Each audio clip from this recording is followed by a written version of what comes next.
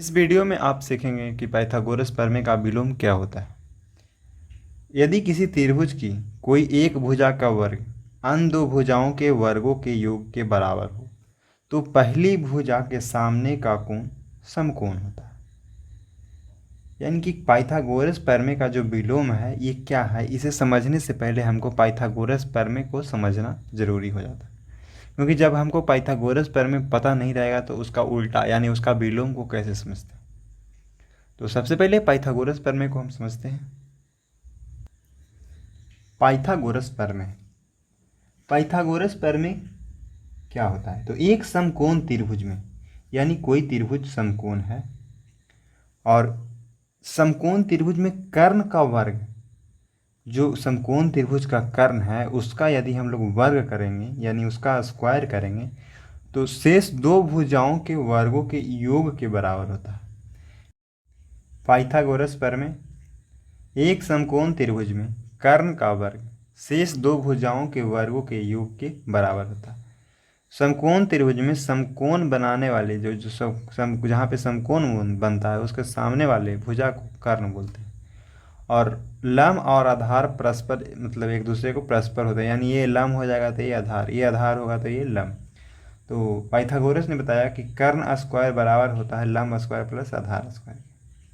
तो कर्ण यहाँ पे है AC, यानी कि AC का स्क्वायर है जो बराबर है AB के स्क्वायर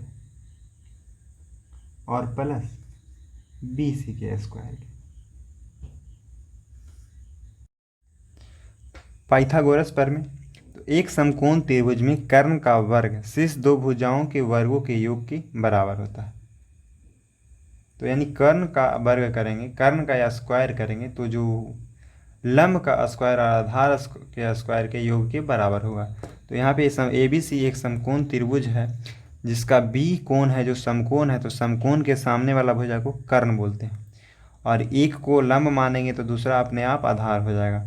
तो यहाँ पे AC स्क्वायर बराबर हो जाएगा AB square plus BC square के। तो इसी को क्या बोलते हैं, इसी को ही पाइथागोरस प्रमेय कहते हैं, यानी ये पाइथागोरस प्रमेय है।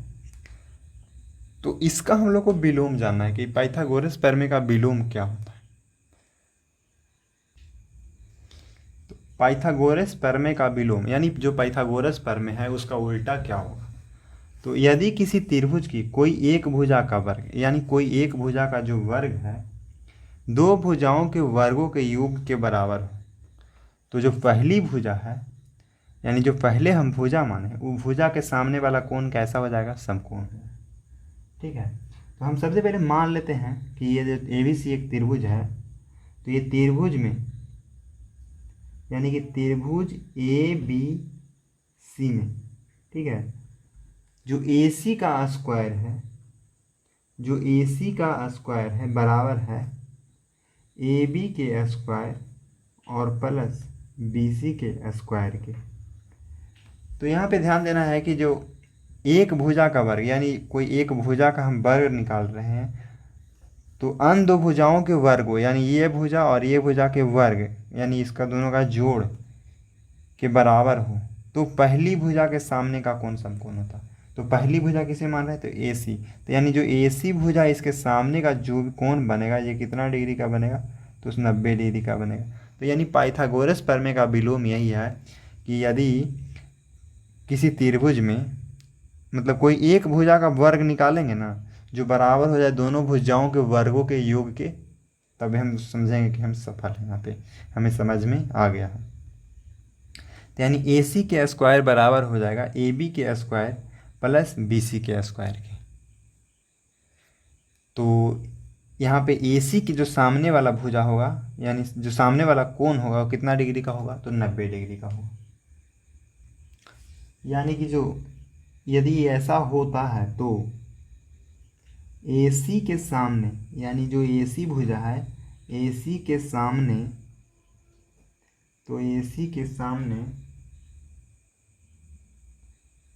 का कोण यानी AC के सामने का कोण जो B है यानी कोण B है जो समकोण है, कैसा है, समकोण है। B कितना के बराबर है, तो B है जो 90 डिग्री के बराबर है, या तो एक समकोण के बराबर हो जाएगा। यहाँ पे ये बात को ध्यान देना। तो समकोण त्रिभुज यहाँ पे है, तो अब यहाँ पे इसको कर्ण यदि मान रहे हैं, यानी एक कर्ण हो गया, तो एक को लंब और दूसरा आधार अपने आप।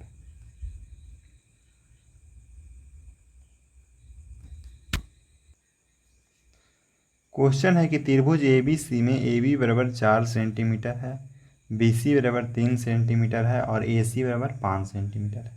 तो बताएं कि कौन सा कोण समकोण होगा। यहाँ पे एक त्रिभुज दिया हुआ है ABC, जिसका AB है जो 4 सेंटीमीटर, BC है जो 3 सेंटीमीटर और AC है जो 5 सेंटीमीटर। तो इसमें बताना है कि कौन सा कोण समकोण होगा, ये वाला कोण समकोण होगा कि ये वाला कोण समकोण होगा कि ये वाला कोण समकोण होगा। तो चलिए इसे हम लोग सोल्व करते हैं। तो आपको पता होगा कि इसे सोल्व करने से पहले 2-3 बात को आपको ध्यान में रखना जरूरी है। तो यहाँ पे एक पॉइंट को ध्यान देना है कि जो समकोण त्रिभुज होता है ना, तो समकोण त्रिभुज में जो सबसे बड़ी भुजा होता है, तो सबसे बड़ी भुजा को कर्ण कहते हैं, यानी जो सबसे बड़ा भुजा होगा उसको हम लोग कर्ण बोलते हैं। तो क्वेश्चन में आपको दी, तो यहाँ पे क्वेश्चन में एक है जो 4 है, एक 3 है, एक 5 है। तो इसमें आपको सबसे बड़ा भुजा कौन लग रहा है, तो सबसे बड़ा भुजा 5 है। तो हमको पता है पाइथागोरस प्रमेय से कि यानी जो सबसे बड़ा भुजा यानी जो कर्ण होता है उसका स्क्वायर बराबर हो जाएगा दोनों छोटा भुजा के। तो जो छोटा भुजा एक है जो AB है और AB के स्क्वायर, और दूसरा है जो BC के स्क्वायर। ठीक है, तो AC का मान कितना है, तो AC यानी कि 5, तो 5 का स्क्वायर बराबर हो जाएगा AB का मान कितना है, तो 4 के स्क्वायर, और BC का मान कितना है, तो 3 के स्क्वायर। तो अभी इसे हम सोल्व करते हैं। तो 5 के स्क्वायर होता है 25 बराबर 4 के स्क्वायर 16 और 3 के स्क्वायर 9। 16 और 9 को जोड़ेंगे तो यानी 25 बराबर 25। तो यहाँ पे हमारा जो निकल के आया 25 बराबर 25, यानी कि जो पहला AC के जो स्क्वायर है जो बराबर है AB के स्क्वायर प्लस BC के स्क्वायर के, ये हमें प्रूव्ड हो गया यहाँ पे कि ये भी 25 आ गया, ये भी 25 आ गया।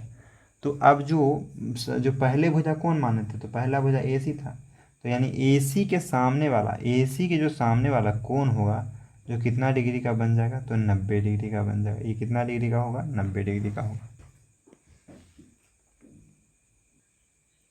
यदि इसका क्षेत्रफल निकालना तो कैसे निकालेंगे, देखिए समकोण त्रिभुज का यदि क्षेत्रफल निकालना होता है तो एक फार्मूला है कि समकोण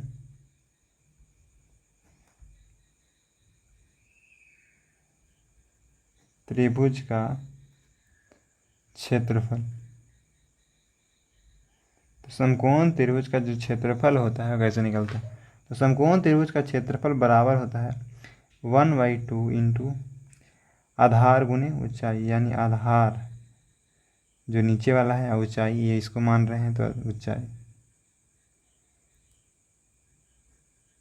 ठीक है, तो इसे हम सोल्व करेंगे तो 1/2 आधार इसका है 3 और ऊंचाई है 4, यहाँ पे ये ऊंचाई हो गया।